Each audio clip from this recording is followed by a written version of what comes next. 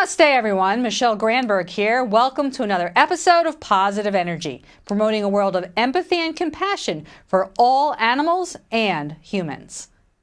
Puppy mills are large-scale commercial breeding facilities that maximize profits at the expense of the animal's well-being. Puppy mills are cruel, and sadly, they are widespread throughout the U.S. On this show, I'm joined by Brian Hackett from Animal Legal Defense Fund to discuss recent efforts to ban the sale of puppies, kittens, and bunnies in retail stores. Stay where you are, because Positive Energy starts right now. So, hey, Brian, welcome to the show. So nice to have you back. So glad to be here. Happy New Year. Thank you. Happy New Year to you, too. So we're going to talk about advocating for animals again and saving them. So let's start off talking about puppy mills in general and then talk about the Puppy Mill Pipeline Act. So for audience who may not know, what are puppy mills, why are they cruel, and what happens inside of them? So puppy mills are large-scale breeding operations where there's little regard for the care or welfare of the puppies and the mom dogs that are being bred. These puppy mills often supply retail pet store outlets in various states around the country, which is why we encourage consumers to adopt and don't shop. If you go into a pet store where there are puppies or kittens or rabbits for sale, chances are they've come from a puppy mill or kitten mill or a rabbit mill. These large-scale breeding operations that just are egregious, they're problematic, there's not very good oversight from the federal government, and therefore we're seeing states and local city jurisdictions step in to prohibit the retail sale of cats, dogs, and rabbits to try to protect consumers and animals from these issues.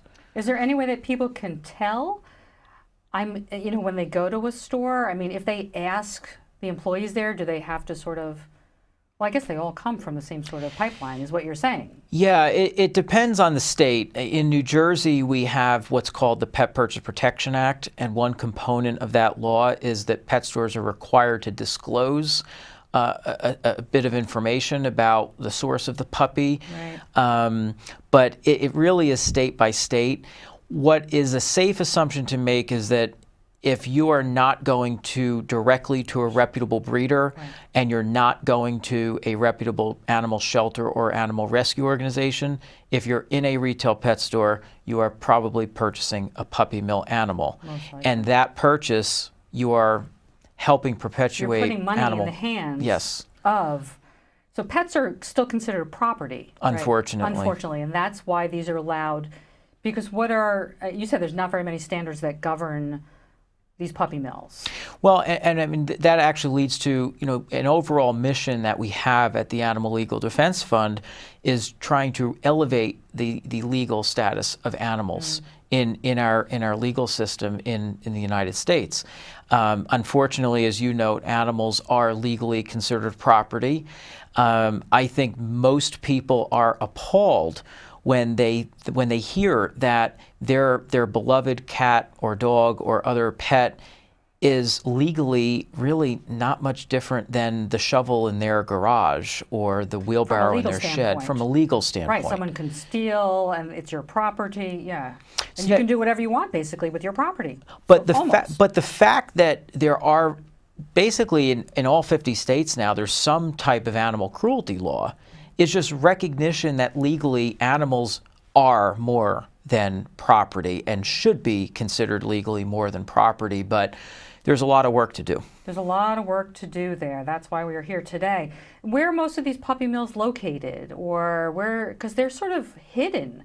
People don't know they exist. They don't see them. They're not public, obviously.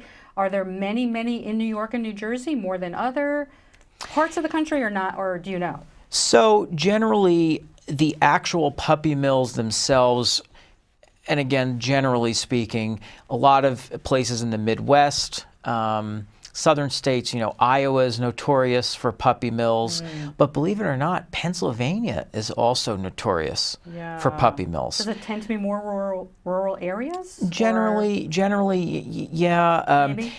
Really, a lot of these entities, I mean, there's an estimates that there are about 10,000 puppy mills in the United States, but believe it or not, a very small number of those are actually regulated by the U.S. Department of Agriculture. But even those regulated by the U.S. Department of Agriculture, it's not a seal of approval. It's not a seal of safety. Until there's an issue, nobody's going out to the facilities. Even when there's an issue, there's not proper enforcement. There's not always follow-up. What we have even seen in egregious instances is when there are actually citations leveled by the USDA on the federal level for violations of the Animal Welfare Act, it's only for the most egregious violations. And then sometimes these entities just transfer the license to somebody else, and nothing actually physically or realistically changes. Why are they looking the other way? I mean, it's just too much for them to handle, or they don't care, or it's a corrupt system? I mean, I think a significant portion of it is the fact that it's just there is too much to inspect, there's too much to enforce, and there's just too little resources and staff to adequately cover it. The USDA inspects research labs, puppy mills, so they have such a massive array of entities nationally that's under their purview. It's difficult. These puppy mills, a lot of these violations often fall through the cracks. So it goes down to, we need to energize that system and put more money into it and put more manpower into it and take it more seriously. So we want to talk about solving it, or what we can do at this point, which is what you're trying to do. But before we talk about the bill, why it's important for people to adopt from shelters versus shopping from pet stores? And then people always ask me, well, I got my dog from a reputable breeder. Like you were saying, what about a reputable breeder? Is that good, bad, in between? Is that okay? Is that helping? Or that's just furthering the problem? Well, the worst thing to do is to purchase an animal from a pet store because of the puppy mill pipeline to pet store problem that we've pointed out. I think the ideal scenario for folks is to look at any number of reputable shelters and rescue organizations in their own town, county, state, where there are some wonderful homeless animals that would make great pets that need homes. From a consumer protection and education standpoint, responsible breeders differ from puppy mills, because what puppy mills do that are mass breeding animals is they just ship these animals to a pet store. It's a third party selling them, to unsuspecting consumers, whereas a responsible breeder, the business model is at least much better, where a responsible breeder wants to meet the person face to face and make sure you're a right fit for the puppy the same way the puppy could be a right fit. They should be vetting us as much as we're checking them out. And responsible breeders do just that. So while we encourage and we promote the ideal of helping animals in shelters and rescues, a responsible breeder is a business model that is accounted for in state laws that we support, such as the New York puppy mill pipeline ban that Governor Hochul just signed into law in New York just last month. And that is a groundbreaking law. New York becomes the fourth state following California, Maryland, and Illinois to ban the retail sale of cats, dogs, and rabbits in these establishments. It's that puppy mill to pet store pipeline that we need to address. Well, so that's a win for the animals, and in terms of that, and just reminding people to adopt, don't shop, the shelters are overflowing, and they always say when you adopt from a shelter, you save 2 lives. Because you save that animal's lives, plus you make room, a spot for that next animal that needs to come in. Right. So this Puppy Mill Pipeline Act that was passed last month, was it? Yes. It's stopping that. What does it mean? Can we measure it now? Like, how does that look now? Like, are pet stores closing? What's your hope for the future with that? We want all states to adopt that, of course, something. So it's not yet enacted. There's a period of time to allow pet shops to convert to a more responsible, humane business model, which is what most pet retailers already do.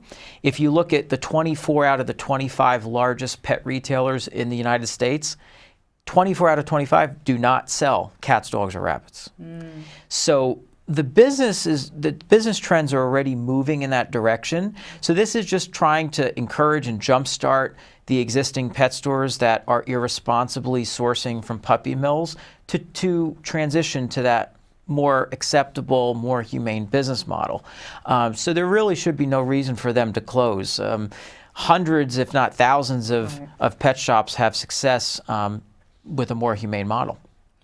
Well, and I would think, what do I know, that you can make a living on the small and the big ones on just pet supplies. Anyway, pets are billions of pets across, right?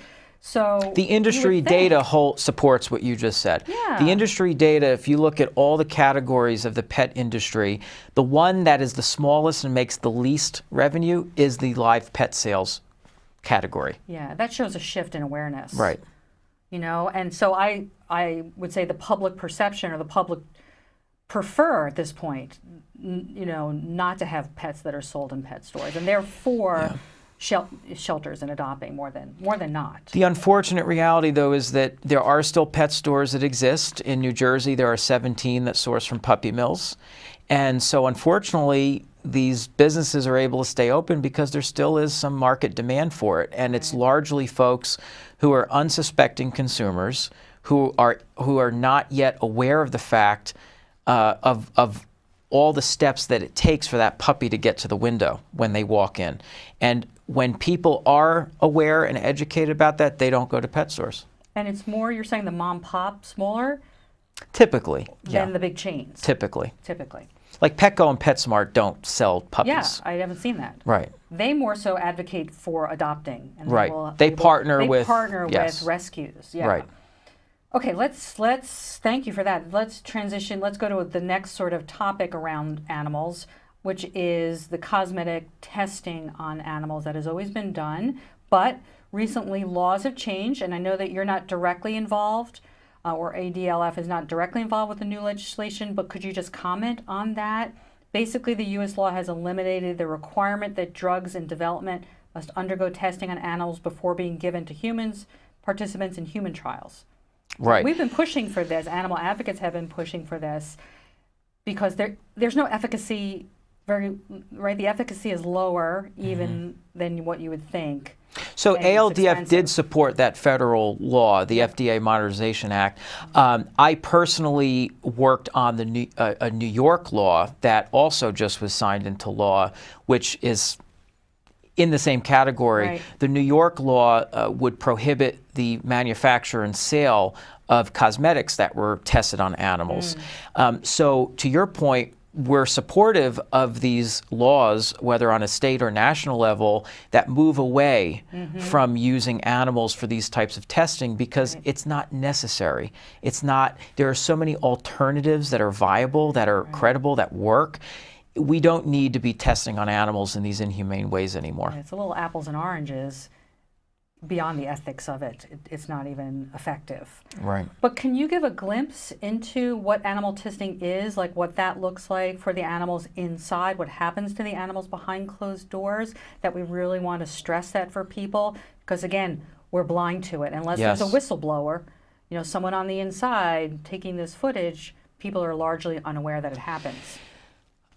The horrors of animal testing, your viewers just need to just Google it. Just Google it. Rabbits' eyes are cosmetics or other shampoos are put in their eyes to test that. Beagles, toxicity testing on these poor beagles, where they're just gassed or to see how they react to certain substances. Across the board, whether it's dogs, rabbits, mice, monkeys is pretty atrocious. So we really need to move away from this, whether it's for cosmetics or toxicity or any other type of testing. There's so many technological advances with human cells that actually are more accurate to be testing on lab-grown human cells instead of a live animal that is different from a human in so many ways. So we definitely need to move away from it. Absolutely do. Do you know how people can tell if a product is cruelty-free? Well, at least on cosmetics, look for that bunny, Yeah. the cruelty-free symbol on there. People can directly contact a company directly and ask. There are also animal protection organizations that publish, cruelty-free listings in the market. So just be educated, do your searching, and don't support. You can vote with your dollars. Right. And that's very important. How people vote with their dollars in what type of food they buy, what type of products they buy, that's very important in helping animals. Consumers have the power because the bottom line is the dollar for these companies, for these businesses. So let's talk now about farm animals in general and the cruel farm animal confinement bill, which you and I have talked about, unfortunately, in the past, and here we are again, but it's coming up for a vote on the Senate floor. There is an estimated 9 billion land animals raised and killed for food every year in the U.S. These animals are subjected to near unimaginable cruelty, much of which is perfectly legal under the current law. So we want to remind people it's not illegal to treat farm animals cruelly. Yeah, it's really devastating. In New Jersey, we have Senate Bill 1298 that you referenced, which would prohibit the cruel confinement of mother pigs and veal calves. We're in our 13th year of working on this legislation, and it's not for lack of trying, just political circumstances. It's been a roller coaster. History, years back, Governor Christie vetoed this bill after it had passed overwhelmingly twice in the legislature, and now fast forward to here. We've worked out a really good piece of legislation that even has the support of the New Jersey Farm Bureau now this year. So we really commend the effort there and want any of your viewers to contact their state legislators to say to support S 1298. Yep. And we are hoping for a Senate vote soon. Okay, thanks for that call to action so people can actually call now and just voice that. Absolutely. So, anything else you want to say about the standard practices in the animal agriculture industry that way? And, what will it change? What will this bill change specifically if it goes through? And the difference between animal welfare and animal abolitionism, animal liberation. Wow, that's a lot for just a few minutes, Michelle. Okay, maybe not. Well, let's try to touch upon all of it. So, in New Jersey, we want to increase the standards for how the animals are kept at the bare minimum. That's the least we can do. Yeah. We don't really have what we call CAFOs in New Jersey, the way that we see them in North Carolina or Iowa. A CAFO is a concentrated animal feeding operation. These are massive, large-scale operations with hundreds, sometimes thousands of animals crammed in close, tight quarters. They're dousing them with antibiotics because they're getting sick all the time because they're so closely confined. It's pretty disgusting. So what S 1298 would do is at least say that we don't want to hold and keep animals in these derogatory conditions. So that's a bare minimum standard. Right. Can you quickly say the difference between animal welfare versus animal liberation or abolitionism? Yeah, look, there are multiple approaches to how we try to reduce and eliminate animal suffering. They both have value. Yes, and I think animal protectionism, animal welfare is an approach that says, let's look at how we can make as much incremental progress at this time that we can to reduce as much suffering as we can for animals. Personally, I'm a vegan. I would love to see people go plant-based tomorrow, but the reality is that that's not going to happen. So we just have to do as much as we can through the legislative process, through the education and awareness process to just raise people's education on these things. Until we get to that vegan world, sort of, but we have to go for those more winnable, achievable goals. Right. So let's go from there to the bear hunt.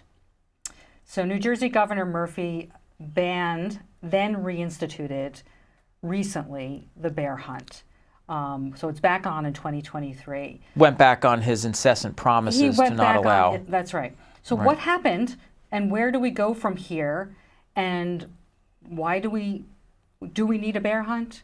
Absolutely not. No, So last December, interestingly, very, very quickly, right after the midterm elections, the governor declared what we consider a sham emergency, where he felt it was justified there needed to be a black bear hunt this past December.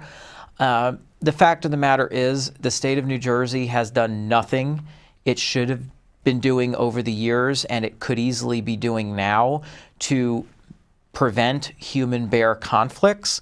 A couple of these things involve broad public education, proper enforcement of trash management procedures. None of that stuff is really happening. So they set it up to fail, basically. Precisely. So when they haven't done anything they were supposed to do, and then conveniently after an election, when the votes have already been cast and now we can move on, this sham emergency was declared. I voted for him with that in the back of my mind, with the bear hunt in my mind. Like literally, I'm one of those voters. Yes, many, many people, Yeah. Democrats, even Republicans, supported the governor over his policy promise to not allow a lethal black bear hunt, and then to betray that promise. It's very disappointing. Very disappointing. And the fact that the bear numbers that they killed last December were so low just shows that the science was flawed, if you could even call it science, that the State Division used. And they overestimated the number of bears to try to hype up this sham emergency that they say they needed. So what do we do? Where do we go from here? And what's the call to action on that? Well, what New Jersey should do is do what many other bear-heavy states have done, which is proactive, comprehensive wildlife management approaches to black bears that actually have worked. Colorado and Boulder, in Yellowstone National Park, bear complaints went down 90%. The science and the approaches have already been proven in other states. New Jersey just have to have the wherewithal to do it, and that's what we're promoting. So folks should continue to call the governor's office and express opposition to a lethal black bear policy. Also, up until February 3rd, people can submit comments online against the current proposed so-called comprehensive black bear management plan, which people should do. Submit a comment in opposition because it allows a lethal hunt. Okay. We're going to have to put that phone number up so people can do that. I know you wanted to mention sort of quickly the cost of care bill. Can you talk about that? So A2354 is a very important bill. This would establish a process to determine who's responsible for paying for the costs of animals lawfully seized during an animal cruelty case. Right now, New Jersey is one of 11 states that does not have one of these laws on the books. It's outrageous we don't have one of these. So what results in happening is that the taxpayers and private animal shelters and rescues are on the hook for paying for the cost of care from, for animals taken from an alleged abuser's situation. They're not the ones who should be paying for that. If those animals are the property of that person, well, then they should be responsible for paying for it. So we desperately need that law. It's passed the New Jersey State Senate unanimously. Now it's up to Assemblyman Roy Fryman of the 16th District, who's the chair of the Assembly Agriculture Committee, to put it up for a hearing in committee. So your viewers should politely call Assemblyman Fryman's office and ask him to post the bill. All right, we want to ask people to do that. That's the call to action for that particular bill. Yes. So there's so much to talk about and so much to do, so much work to do, and you're doing what you can do through the Animal Legal Defense Fund. Can you just say what is the Animal Legal Defense Fund? How did that start, and what is your role as Legislative Affairs Manager? So ALDF is the leading animal advocacy organization, legal animal advocacy organization, looking to elevate the status of animals in our legal system. So we discussed a lot about this problem of their designation as property. We're looking to change that through a variety of methods, approaching it from the legislative process, our litigation program, our criminal justice program, making sure the laws are appropriately enforced. We're really a dynamic organization that are utilizing these approaches to better the lives of animals, reduce suffering, and elevate their status in the legal system. So in my role within our legislative affairs program, I'm working to help defeat bad laws that would hurt animals. I'm working to advance good legislation that would help them in the states that I cover, and just looking to raise awareness. So that's why it's great to be here today. Yeah, so, thank you for your tireless work there. And I mean, that's sort of all we have time for today, but can you share, again, sort of a final message that you have and any other call to action? Yeah, definitely. Your viewers, to get more information about some of the things we've discussed today, as well as the rest of our other work, go to aldf.org. Can find out all about our campaigns to help farm animals, to help wild animals, to help companion animals, and to elevate their status in our legal system. Yeah. And Brian, just tell everyone to go vegan. Hey, I'm vegan. Go vegan. That's right. Vegan, everyone. Thank you, Brian. Thank you for being here. Thank you. Really glad to have you. Thank you.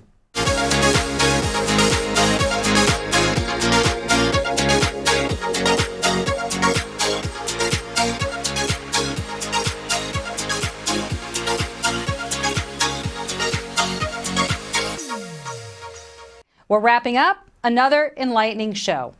Want to help animals? One thing you can absolutely do right now is go vegan. Being vegan is not about being perfect.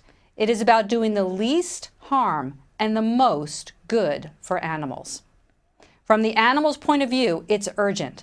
So I urge you to start today. Thank you for watching. Check out michellegranberg.com and join me next time on Positive Energy.